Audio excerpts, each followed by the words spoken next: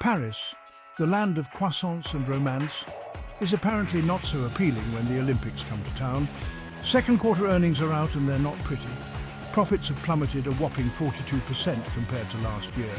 It seems even the allure of tiny airplane pretzels and overpriced headphones can't compete with the Olympic-sized headache Air Canada claims is plaguing their European routes.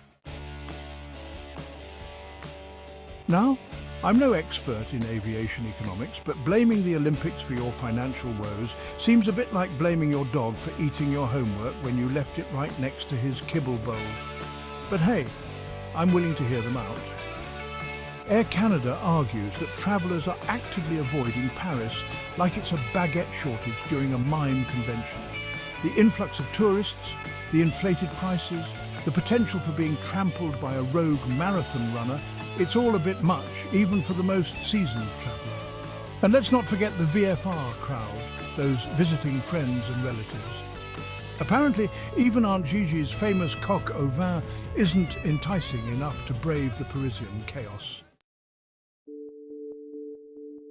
Air Canada isn't alone in this Olympic blame game. Delta Airlines, the American carrier known for its delightful little Biscoff cookies, is also singing the blues. They're bracing for a $100 million loss this summer, thanks to the Games.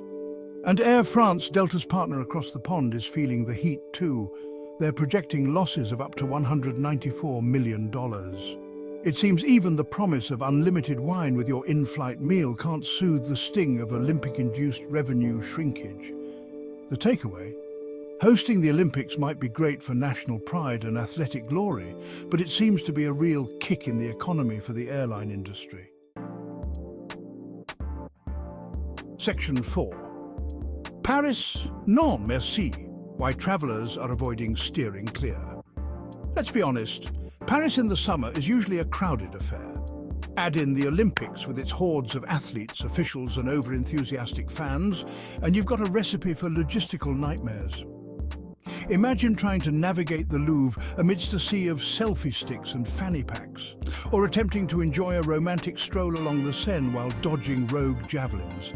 It's enough to make even the most ardent francophile say au revoir and book a trip to, well, literally anywhere else. And then there's the price gouging. Hotels, restaurants, even souvenir vendors, everyone's looking to cash in on the Olympic frenzy. Suddenly, that €10 coffee is looking more like a down payment on a studio apartment.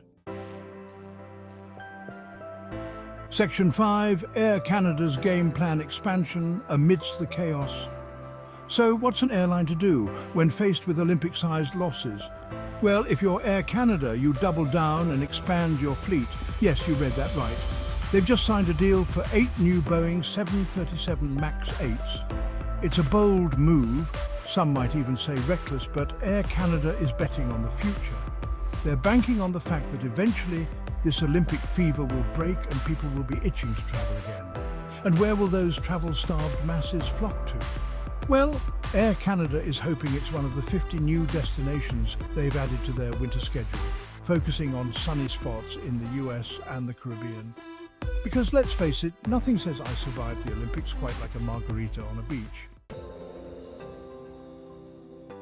Section 6, turbulence ahead, but clear skies beyond.